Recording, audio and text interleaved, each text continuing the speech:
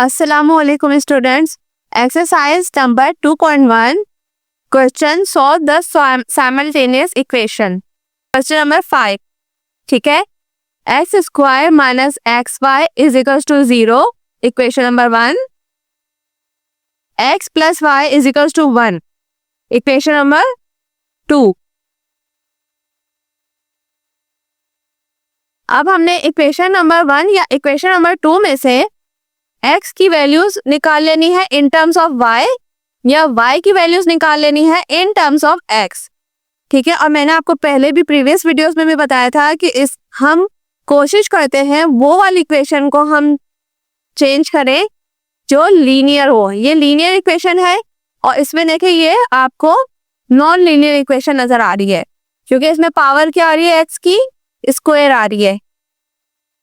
ठीक है, तो हम इक्वेशन नंबर 2 में से y की वैल्यू निकालेंगे इन टर्म ऑफ x. ठीक है, और अगर आप x की वैल्यू भी निकालते हैं इन टर्म ऑफ y तो वो भी सही होगा. ठीक है, y is equals to 1 minus x हो जाएगा.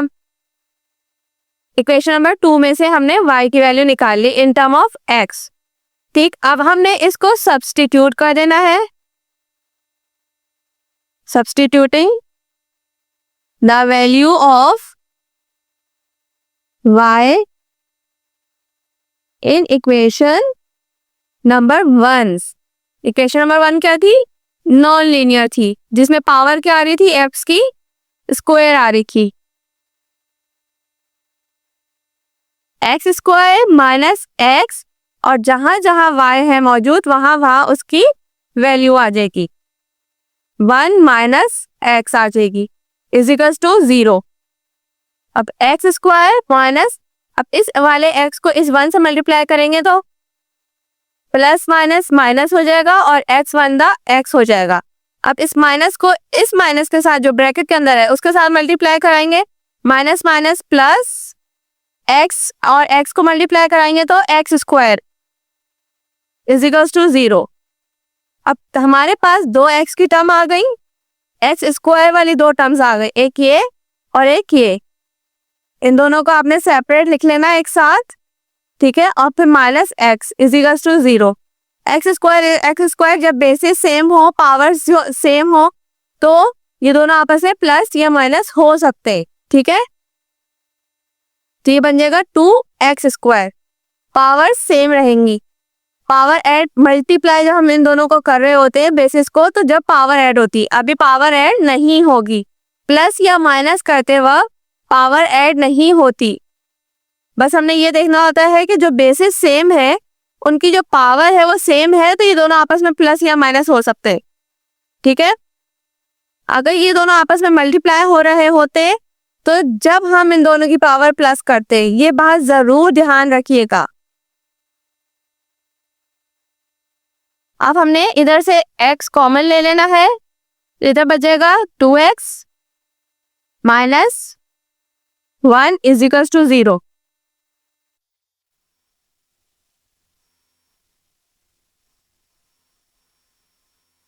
अब ये माइनस 2x इधर इसी तरह रहेगा और ये जो माइनस 1 है ये दूसरी साइड पे चला जाएगा तो 0 के साथ माइनस 1 के बजाय प्लस 1 हो जाएगा. ठीक है, अब 0 के साथ कोई भी चीज प्लस या माइनस होती है तो वही चीज वापस आ जाती है. x और 2 यहाँ पे x के साथ मल्टीप्लाई हो रहा है तो 1 के पास जाके क्या हो जाएगा, डिवाइड. तो x की वैल्यू आ गई 1/2. अगर आप इसको पॉइंट्स में चेंज करना चाहें तो 0.5 बनेगा. ठीक है, अब हमने सिंपल इस वैल्यू को, x की वैल्यू को कहाँ पे पुट कर देना है, सब्स्टिट्यूट कर देना है इक्वेशन नंबर 2 में, जहां से हमने in term of x y की वैल्यू निकाली थी. ठीक है,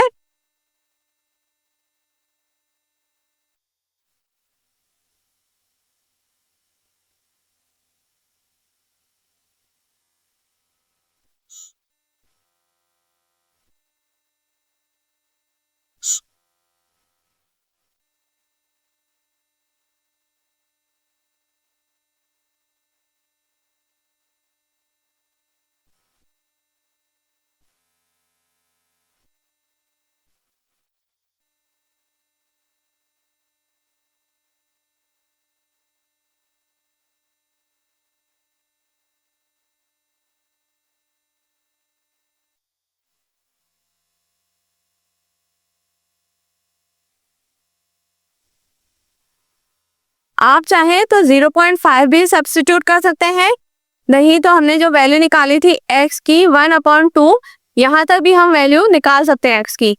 ठीक है, तो फिर y की मैं दोनों तरीके से आपको दोनों वैल्यूज जो है वो सब्स्टिट्यूट करके दिखा रही हूँ। ठीक है, ये कंफ्यूज मत होइएगा कि x की तो एक ही वैल्यू आ रही थी, आपने दो वैल्यूज करके दिखाई है। मैंने जो है 1/2 जो फ्रैक्शन में आ रही है उसको सब्स्टिट्यूट कर रही हूँ। ठीक है, इक्वेशन नंबर 2 में, और 0.5 जो डेसिमल में वैल्यूज आ रही हैं उसको मैं पुट कर रही हूँ, सब्स्टिट्यूट कर रही हूँ। ठीक है, अब 1/2 y के साथ फ्रैक्शन में प्लस हो रहा है। ठीक है, अब हम सबसे पहले इसको कैसे सॉल्व करेंगे, एलसीएम लेंगे। 2 आगे नीचे एलसीएम, सही है। इस y के नीचे क्या था, 1 multiply bye 2 2 by the 2y। ये देखिए, ये 1 के टेबल में, यहाँ 1 था ना, 1 के टेबल में 2 कब आता है, 2 दफा। तो 2 को y से मल्टीप्लाई करा दिया, यानी ऊपर वाली जो टर्म थी उससे मल्टीप्लाई करा दिया तो 2y बन गया। अब 2 के टेबल में 2 कब आता है, 1 दफा। तो 1 multiply by 1 is equals to 1। अब ये वाला 2 जो इस पूरे ऊपर वाली टर्म के साथ डिवाइड हो रहा है। ठीक है, अब ये वाला 2 जो है 1 के पास मल्टीप्लाई होने के लिए जा सकता है, लेकिन ये वाला 2 जो सिर्फ और सिर्फ इस टर्म में डिवाइड हो रहा है, y के साथ नहीं हो रहा डिवाइड, तो अभी इस कंडीशन में ये वाला 2 जो है 1 के पास मल्टीप्लाई होने के लिए नहीं जा सकता।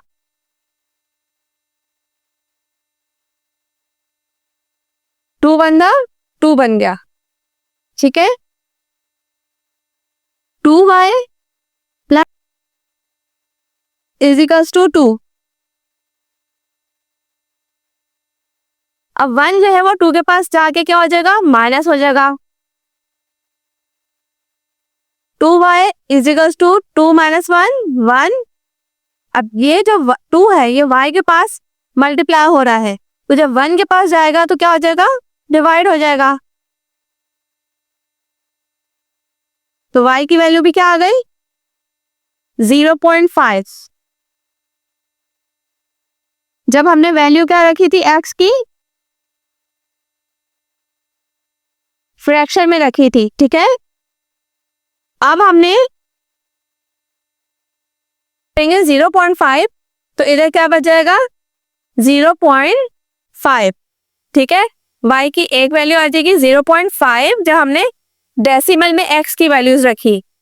ठीक है, और दूसरी वैल्यू हमने रखी x की फ्रैक्शन वाली। ठीक है, और x की दूसरी वैल्यू निकली थी x इज इक्वल्स टू 0।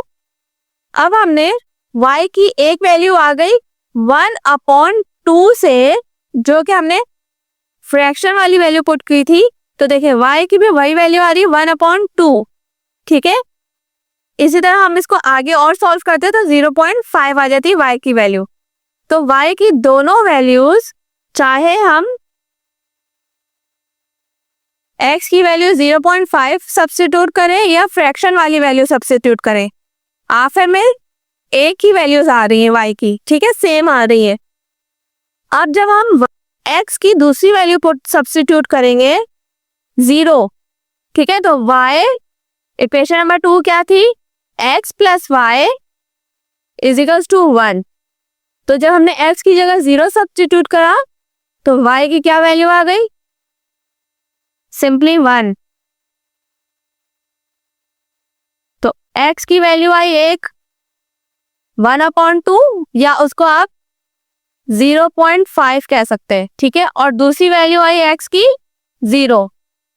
ठीक है, और y की भी जब हमने 1/2 सब्स्टिट्यूट की थी तो 1/2 आई, और उसी को आगे हमने थोड़ा सा एक स्टेप और आगे लेके गए, सिंप्लीफाई किया तो 0.5 बन गई।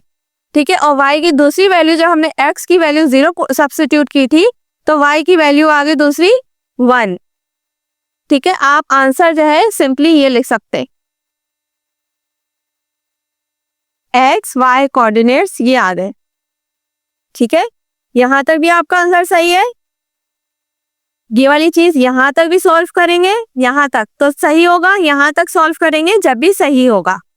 और अगर कोई कंफ्यूजन है अभी भी बाकी, तो आप मुझसे कमेंट बॉक्स में कमेंट करके ज़रूर पूछ सकते हैं, क्लियर कर सकते हैं अपनी कंफ्यूजन, ठीक है।